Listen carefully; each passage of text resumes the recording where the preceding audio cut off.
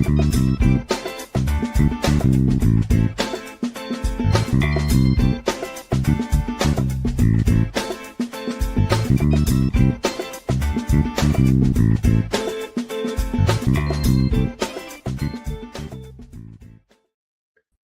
back to Seth Guru podcast show on Maker's Bar Network. And we are in part two of one of my favorite guests that we have had on, being that I've had some experience with this organization and the intelligent conversation we had the last time that was so gripping. He is the global executive director and CEO of Jews for Jesus. And this is our part two to catch up with him, get a review of the organization and his book that came out in October. I am Seth Guru Baxter with Maker's Bar, where we are creating 1 million leaders today for tomorrow. And this is one of those leaders, Aaron Abramson. Aaron, thank you so much for joining us again. Appreciate it, Seth. Thanks for having me back on this podcast. And we did have a good conversation last time, and looking forward to round two. Fantastic. I have been talking, I touched base with my old congregational leader, Michael Tobin. And I was saying, I wanted to know, what there are different organizations, but if he had, I said, have you heard of him? He said, yes. And I had just had this excitement. And it seems that in our conversation, we were talking about some of the way that the world has changed as well. So I'd like to talk on that. But first, Aaron, reintroduce us to the organization Jews for Jesus, their foundation and where they started. And if you wouldn't mind, give us a little bit of background story of your origin. How did you come into existence, into the foundation of this organization as well? For sure. It's a big question, so I'll try and keep it brief. But Jews for Jesus was the first of a number. There were a number of organizations that were focused on really connecting with and sharing, advocating on behalf of the gospel, on behalf of the New Testament teachings of Jesus and Jesus himself among the Jewish people. But Jews for Jesus was started in 1973. And so we've been around over 50 years now. And we were launched by a number of Jewish hippies, essentially, that back in the 1970s were told, you can't be Jewish and believe in those things. And they said, why not? We can be Jewish and believe what we want. And in fact, Jesus himself was Jewish and claimed to be the Jewish Messiah. So why is it such a strange thing if we want to continue to follow Jesus and remain Jews and identify as Jews? So that was really the beginnings of an organization that was launched. The founder himself was named Moishe Rosen, Jewish guy, grown up in a really religious background, but did come to believe in Jesus. His story is online as well. He's actually got a book called The Controversy, which is about him. But we started all those years ago. I didn't start with the organization back then. I wasn't born when the organization was started, but I got involved in the early 2000s because really 1999 and beginning in 2000, because I had discovered something life-changing for myself. And that was encountering the teachings of Jesus, encountering Jesus in such a spiritual way for myself. I thought it was strange that other Jewish people that I knew, and I'd been living in Israel for many years, really didn't know much about it. And so I looked for organizations and groups that were trying to share that truth and connect with people who are interested in hearing more and want to find out about it. And ended up stumbling on this group called Jews for Jesus. I hadn't worked with them. I hadn't been familiar with them before that. And this was in Israel. So I got involved, started volunteering, and joined staff at the end of 1999 and have been on staff ever since. Now, Aaron, if you don't mind, I think some people don't understand why do Jews not think Jesus is the Messiah? Can you give us some insight to that? Yeah, that's a good question. And there's a lot of question around what makes somebody Jewish, okay? And so that question is not easily defined. Some people, and I'm just answering your question by starting with this, but is Jewishness a belief? Is it ethnicity? My mother's Jewish. Is it what is it exactly? Is it a set of values? All of those things. And so depending on how you answer that, you might say, well, if you believe in something other than, right, the teachings of Judaism, which there's a number of Judaisms as well, so it's not exactly the easiest thing to define what they believe, but many Jewish people today, not all, but many, would disagree with the notion that Jesus could be or was the Jewish Messiah. So for them, it is seen as antithetical. It's like vegetarians for meat, right? You can't be Jewish and believe in Jesus. That's How can you do analogy. that? Yeah. Yeah, but if you think about it a little bit, the Jewish people were waiting for the promised Messiah. That promised Messiah would come through the tribe of Judah. He would be born in Bethlehem. There are all sorts of different things that would happen with that individual, and he would be God's sent one, his God's anointed one. And the Jewish people were waiting for that. And so, of course, many Jewish people in the first century, when they met Jesus, when they heard his teaching, when they saw the miracles that were happening with his hand across the people of Israel, ultimately even his crucifixion, and as many of those early followers saw his resurrection. And so for them, all of that fit into a very first century Jewish understanding of the Messiah. And now, fast forward, right? Christianity came out of that, right, eventually, and it became less Jewish. But if you think back on it, it was a very Jewish starting point with very Jewish people and very Jewish traditions. And you even read about that in Paul's writings and in the gospel, right? I mean, you wouldn't understand the gospels or Paul's writings if you don't dig into what Jewish people believed and what they celebrated. So as time goes on, though, we start to see a lot more non-Jews who become excited about the fact that this Jewish Messiah has come, that this Messiah for the world, right? For God so loved the world, right? That they get so excited. And of course, Jesus wasn't exclusive in that.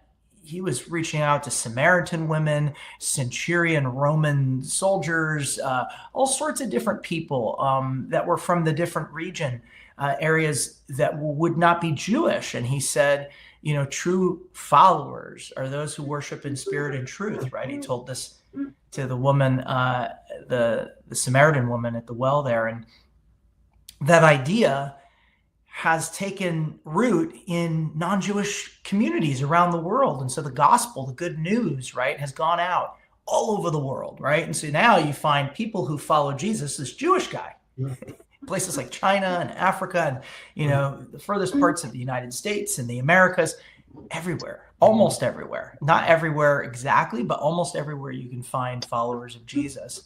And so then the Jewish community who said, well, we don't accept Jesus as our Jewish Messiah, because there were some of those, they became a lot more determined then to also interpret the texts and read the texts and, see them in such a way where it disqualifies the notion that Jesus could be the Messiah. And so many of those same prophetic texts and Messianic texts that had predicted or been seen as predicting the Messiah now are no longer seen that way, because we don't believe that, right? So we have to then have our own sense of interpretation. So you start to see this discussion, and in some ways they call it the parting of the ways, where the church starts to take off in a non-Jewish direction, and Judaism starts to form as well, in many respects reacting against its Christian counterparts. So today, when you talk about people that are Jewish who believe in Jesus, that sounds like cognitive dissonance. But when you go back to the first century, it wasn't. So we sort of grab on and say, hey, we believe that we're operating in that same tradition, that Jesus wasn't excluding Jews. And it wasn't like, well, if you became a believer in Jesus, you had to then give up being Jewish, right? We don't believe that either. So as a result of that, you have a lot of controversy around this, and less so today than it was even like 20 years ago or 30 years ago. Today, we live in a world that's more pluralistic. It's more diverse. You've got Jews growing up with different traditions at home, with maybe one parent being Jewish and another parent being, something else altogether. And so people are blending and mixing and matching and finding things online, and they're beginning to explore for themselves. So it's less controversial, less strange to believe in Jesus. You still encounter people who might find it really difficult to understand or believe. But that's essentially what it is. And so if people say to me, Aaron, are you a Christian? I'll say, well, I am a follower of the Christ. That's a Greek term for the Messiah. So another term is Messianic Jews. Some Jews who become believers, they would call themselves Messianic, meaning, Messiah is, again, it's not a Greek term. It's more of, comes from Mashiach, really, is the term for anointed one in Hebrew. And so Aaron, Messianic Jews. If you don't mind, Aaron, if you don't mind, just at that point, is there a difference? Because I did notice earlier when I was, years ago, when I was first married, I went to a Messianic Jewish congregation, and they made a clear delineation, respectfully so, but a clear delineation: we're not Jews for Jesus. Is there a difference between a Messianic, a Jewish believer, and Jews for Jesus? So belief-wise, not necessarily. I mean, Messianic Judaism is like, imagine denominations within the church out there. There's a breadth, a spectrum. Some are going to be more orthodox, orthopraxic. They're going to have much more of the traditional Jewish observances. And you'll have some that won't, and they'll look a little different, right? But Jews for Jesus is an organization. And we have people that are within our organization that come from different traditions. Some come from a Messianic background. Some come from an Orthodox Jewish background, and they've got no connection to faith in Jesus at all growing up. Some come from a secular atheist background. I mean, it really runs the gamut. So sometimes they'll make a distinction, or we'll make a distinction to say, well, we're the organization Jews for Jesus. Sometimes people will just call people a Jew for Jesus. It's kind of like almost a generic way to say a Messianic Jew. And so sometimes in a Messianic congregational setting, they'll want to distinguish themselves and say, well, there's an organization, and there's also the Messianic, Jewish community. Now, I would call myself a Messianic Jew. I've even attended Messianic Jewish congregations. I have absolutely no problem with either label. So yeah, that might help explain it a little bit. Well, actually, Aaron, it really caused an epiphany for me as well.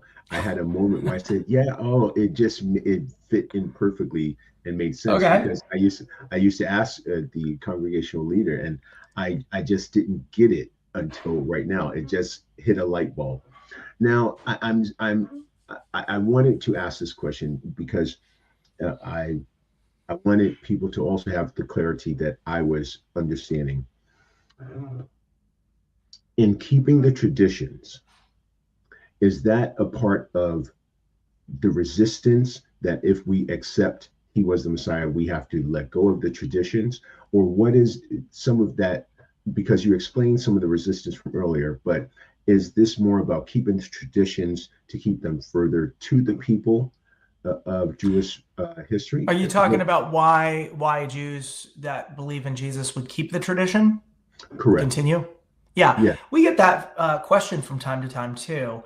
Well, when you go back and you start to look in, for example, Acts, where initially it's all Jewish, right? And then Peter goes to the house of Cornelius, and then, there's other stories that start to, pop up on the radar where they're going out and they're sharing the gospel, like what Paul and, Barnabas and those guys, what they end up doing when they share the gospel with these non-Jewish communities, and then they see the Holy Spirit is at work, or that the response is similar to what they're seeing in the Jewish community.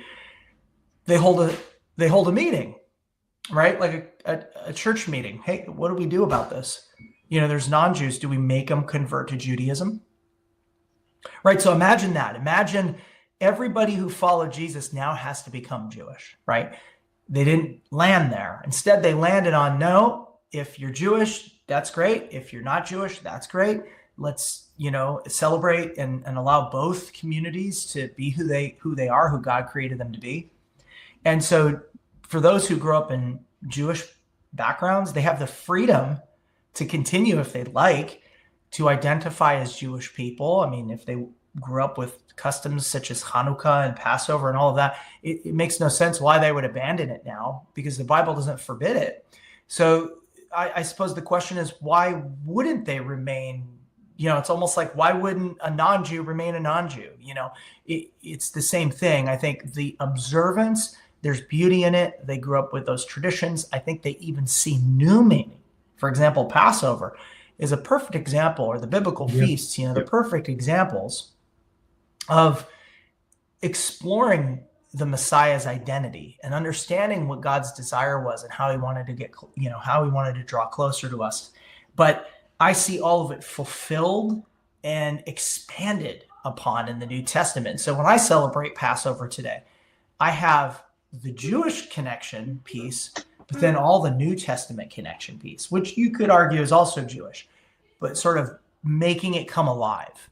So I always encourage somebody, even non-Jews who maybe aren't going to start celebrating Passover a year, they should go to a Passover Seder sometime and experience what that's like. And I think they would find that an enriching experience. When you meet a fellow ethnic Jew and they say, why are you doing this? What led you to this belief? Why are you doing this? What is your answer? Yeah. Well, let me just sort of put it out there straight. I was living in Israel. My story is online. You can search for it on YouTube, but I was traveling, and I was after serving in the Israeli military, which is compulsory for all 18-year-olds, men and women. So I was really at this point in life where I was trying to understand what it was all about and understand like what hope is there in the world, right? Like really deep down, I wanted to hope in something, but I just didn't find it. I didn't feel it in Judaism as the way that I had sort of been observing it up until then. And I had been in an Orthodox environment for a season as well. And when I was traveling, I started reading a lot, and I would, evaluate what I was reading. Does this resonate with me? Does this seem true? And I'd find interesting things by Hare Krishnas or New Age writers or Buddhist writers or, atheists, all sorts of things. But when I read the New Testament, and I hadn't really explored the New Testament up until that point, it just resonated. It was like everything was firing for me. Everything was in there. It just felt like truth to me. And the words of Jesus, I was like, man, if people lived this way, imagine what the world would look like. The teachings of Jesus are amazing. So True. I suddenly found hope. That was really it. And I wanted other Jewish people to have at least the opportunity to I hadn't had access or, really thought about it in any significant way. I pushed it away, even though I'm living in Jerusalem, right? 5 seconds away from all of the sites, I can go check everything out. And it changed my life in such a profound way that I wanted other people from Jewish backgrounds to be able to hear about it.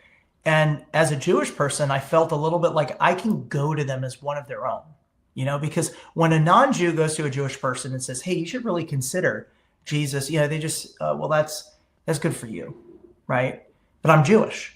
That was my grandmother's response all the time, but I'm Jewish. That was my father-in-law's response. Yeah, it wasn't like an articulated kind of logical response. That's what my Uncle Erwin. Yeah. Yeah, it's like, why do you believe in this? Well, I'm Jewish, and it was an assumption based on so much history, and a lot of that history is anti-Semitism. It was segregation as Jewish people and being marginalized and all that kind of stuff. So there's a lot of good reasons why the Jewish community react. It's not like they're just reacting for no reason. But I wanted to come alongside people and see if I could bring hope to other friends that I had, people that I felt were struggling as well. And I discovered that when they discovered Jesus, they also felt hope, and their lives were also changed for the better. So my thought is, and that's why I joined Jews for Jesus. Jews for Jesus exists really to try to do that, to come alongside Jewish people who perhaps have never heard about any of this, and to present it in a way that's Jewish to them, in a way that they might sort of resonate with. And without pushing or trying to say to them, hey, you have to believe what I believe. In fact, I don't want people to believe just because I've been super convincing. I want people to pray for themselves and ask God, hey, you show me the truth, and ask God yourself whether this could be true. And if they discover something in it, great. If they say to me, hey, you know what, Aaron, it's great talking to you. Not my thing. Hey, shalom aleichem, we could still be friends. And I totally respect your desire to believe something different than me. So that's kind of where we come from. And we sit down with lots of Jewish people every year and Christians who are like, hey, help me figure out some of these Jewish things. I don't know what these are. And so it's kind of a little bit of both. Do you celebrate Shabbat?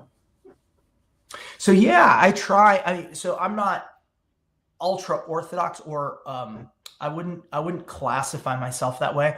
I believe that God has given us a day of rest, and we're meant to enjoy that. And when Jesus is approached about the Sabbath, he says, it wasn't man that was made for the Sabbath. Sabbath was made for our benefit, right? Yes. It was made for us.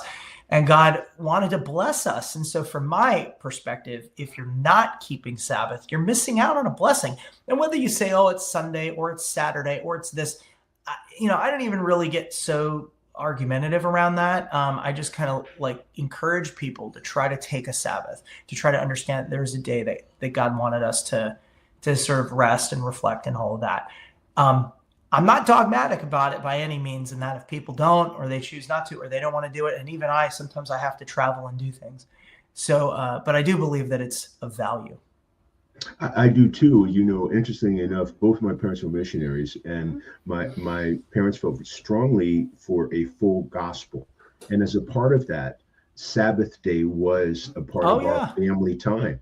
And so even when I myself became a member of a Messianic congregation in my marriage, in my childhood, my parents, Friday sundown or 6 o'clock until Saturday sundown or 6 o'clock, we were just in the house together in family time in scripture. And that was a part of us recognizing our love and appreciation for the Jewish tradition of that and the full gospel of that. And so it hadn't been too much of a stretch for me. And my dad had explained it the same way that you did. Remember that God made this for us. And so we had that as the family time, but it also was a time, and it was a time that we were there together also in worship of God. It was that time where we could be together as a family and dedicated to God. So I'm very curious. So Aaron, so we do believe, I myself accept, I'm asking just for our audience as well, Jesus is the Messiah and that one day he'll return. Is that also in the Jews for Jesus belief? Absolutely. We believe that he's very clear about that. It's accounted for in the New Testament more than one time. And I believe, like other Christians, that Jesus died for me, that he was raised again on the third day, and that power, that same power that raised him from the dead is alive in us. That Spirit of God that raised him from the dead is alive in us today, whether we're Jews or non-Jews, right? God doesn't discriminate. He loves everybody. And I think his plan of salvation is really remarkably for everybody. And I love that. I think in Isaiah, there's this verse, I think it's in chapter 49, if I'm not mistaken, where he says, it's too small a thing. He's talking about the servant of the Lord, that I raise you up to be a servant just to the people of Israel, but I will make you a light to the nations. And so on the one hand, the Jewish people were meant to be a light to the nations, but his servant as well was meant to be a light to the nations. And the idea that the Messiah, I think, would reach not just Jews, but radically transform the whole world is very biblical. I think, we've seen it partially, of course, because he's come once and he's provided that spiritual resource and a way for us to come into his presence. But we know, as you mentioned, Seth, that he's coming back again. And when he comes back again, it's going to be a very different world. Yeah, well, in talking about that, I have a couple of interesting questions in that direction for you. But prior to doing that, the global CEO of Jews for Jesus, what is your daily activity? What does that person do? Sure.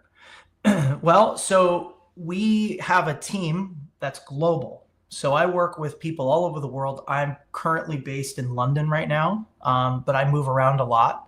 And we've got staff here. We've got staff throughout Europe. We've got staff in Israel. We've got staff in places like South Africa and Australia and the United States and Canada and all sorts of places like Ukraine.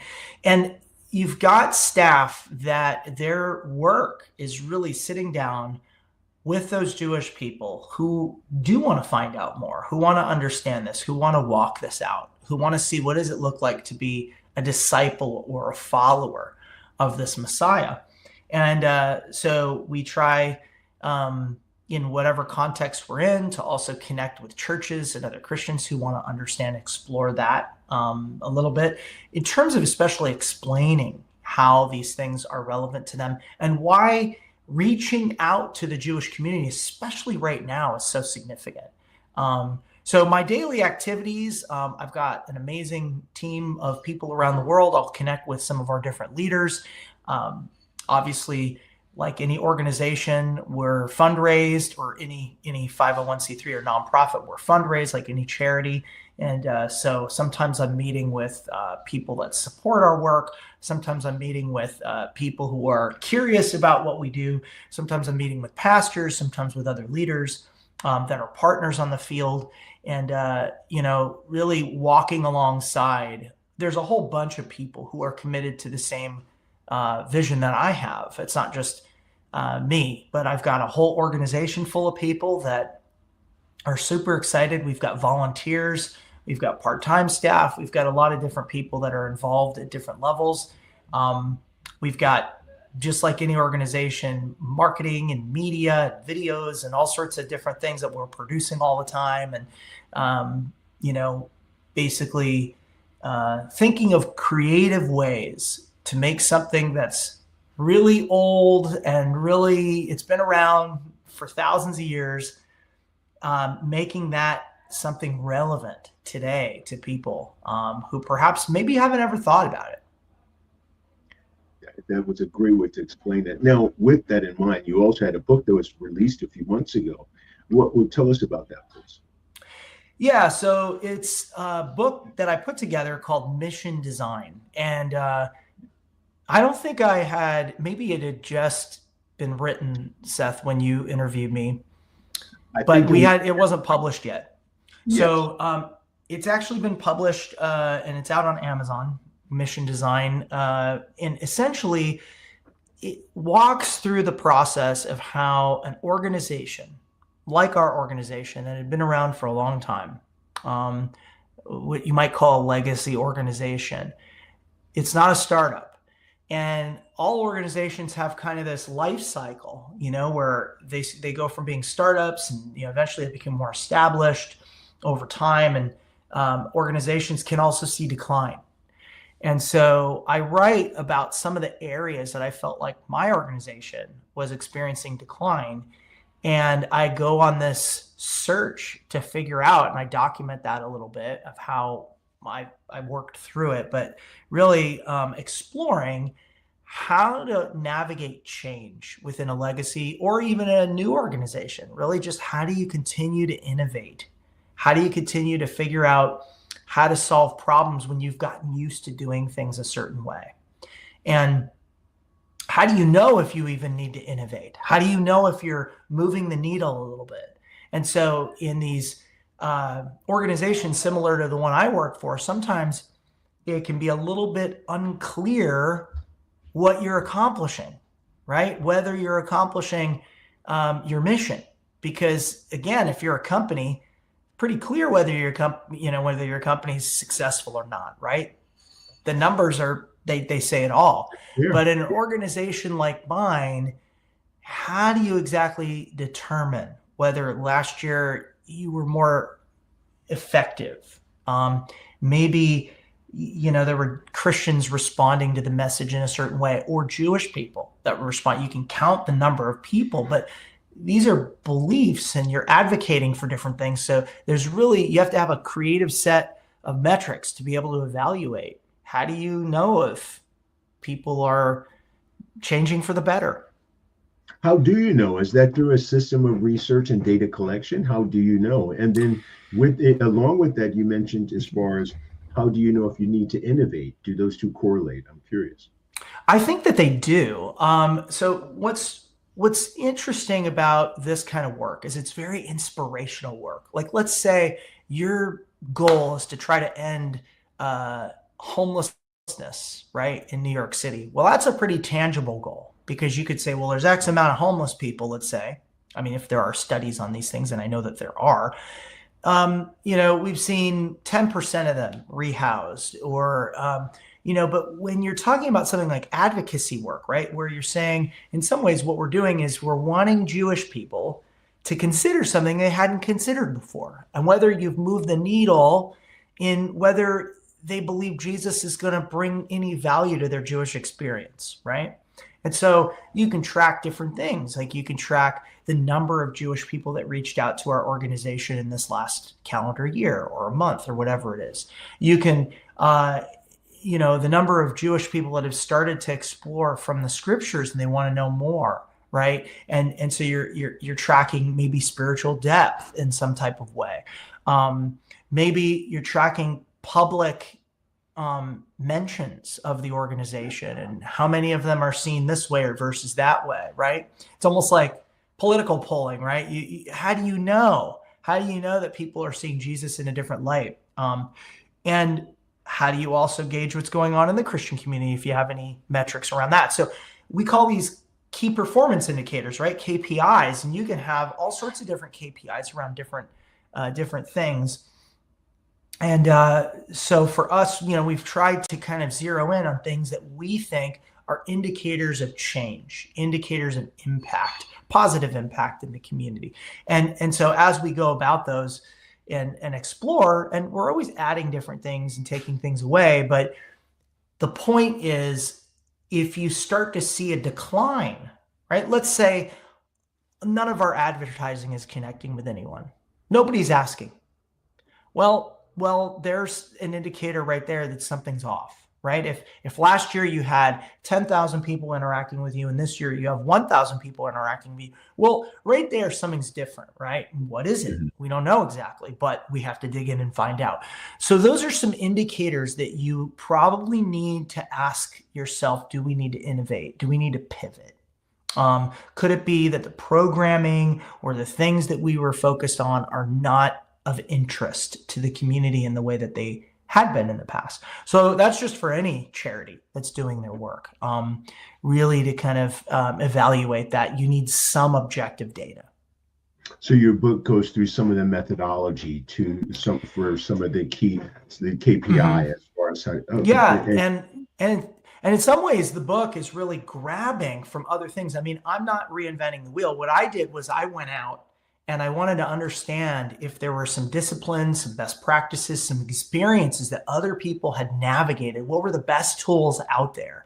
And could I apply those to something like what I was doing, which was in some ways organizational design. It was like trying to, redesign our programming and try to think about how we could be engaging a different segment of the population and things like that. So it draws from tools that are in marketing. It draws from tools that are in UX, like user experience stuff, and design thinking, human-centered design tools.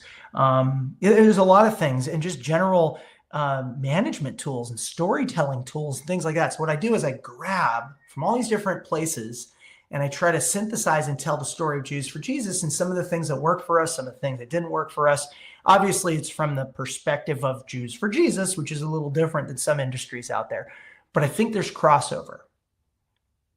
It can work for secular organizations as well. It sounds like some of these measurement tools and the data collection. Absolutely. And there's non-Christian or Messianic Jewish, or however you want to define it. There's charities that aren't looking to accomplish those things. But I think that the tools are very universal.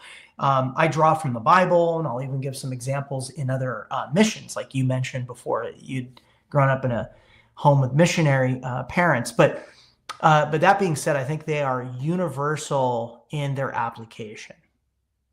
I find that fascinating. I'm very curious. Are you seeing an uptick in Jews turning to Jesus? And is some of this from the book collection information, or in seeing some of your Yeah. KPI? Are you seeing an increase in numbers? That's a great, that is a good question, because in light of what's happening in the world, right? Yes, So yes. when people go through challenging things, it's disruptive, right? And disruption and hardship and difficulty can also raise deeper questions. And so over this last couple, two almost, well, it's 2.5+ years since October 7th. Am I doing my math right? I think it was, over Yep, yep. 2 years ago. So October 7th, there's a lot of questioning and a lot of, so all of us put our trust in something, right? And for people who live in Israel, right, it's a very small country. You really do have to trust in your military capability, in the technology that's available, in your politicians, in your social systems, all these different things, right? If you perhaps are not a believer in God at all. But imagine those things fail you, right? One after another. And you start to go, well, wait a minute, I don't know if I can trust in those things. That is where a lot of people start wrestling with deeper questions. They start to go, well, maybe I've built my foundation on something that's not very stable. And in those moments, we have a lot of people that do reach out to us. And you'd be surprised. There's people from ultra-Orthodox Jewish backgrounds, people from atheist backgrounds, men, women, old, younger. There's a mixed bag of people who are working through what this means, and some of them are having spiritual experiences. What are And those spiritual experiences and some of those questions? all sorts of things. I mean, there's people who are reading the scripture like I did, like when I read the New Testament and thought, wow, this really seems to make sense of what's going on around me. Right. And so some of the people are responding to those, to their reading and their exploration. Maybe they started going to a local church or something. I've got Jewish people that contact, hey, I started going to a little local church lately, and they'll text us or write us an email. Trying to figure out what this means. Can I sit down and talk to somebody? You've had people who have had miraculous things happen. I mean, people will claim that they heard the voice of Jesus or they encountered him in some way. People will have, for example, in Israel, you can't exactly just walk into a bookstore and buy a New Testament, because that's in Hebrew anyway. You're not going to just go out and find it easily. So we had a huge uptick, right, of the number of people right after October 7th. They were saying, I want to read the New Testament, right? And there's just this hunger, I think, for something real, for something deeper. I mean, think about it. Most people who aren't religious, well, what are they living for? They're going to work, their careers, and those aren't bad things, right? Improving, maybe your physical health and doing all that kind of stuff is great. But at some level, you start to say, okay, where does this all point to? What does this mean, right? Is there deeper meaning for me? And people make meaning out of all sorts of things, but some people explore through spiritual things. And that's why in Israel, it's not just Jews for Jesus. All the different religious traditions are starting to experience an uptick in people saying, hey, I want to explore this a little bit. So we're one of those groups, and we have Jews all over the place who have questions. They're curious. They want to know more. And we see Jewish people take the step to say, I want to follow the teachings of my rabbi, Jesus. That's kind of almost how they approach it. And so if they're interested in doing that, we will try to help them explore what that looks like and walk with them through that.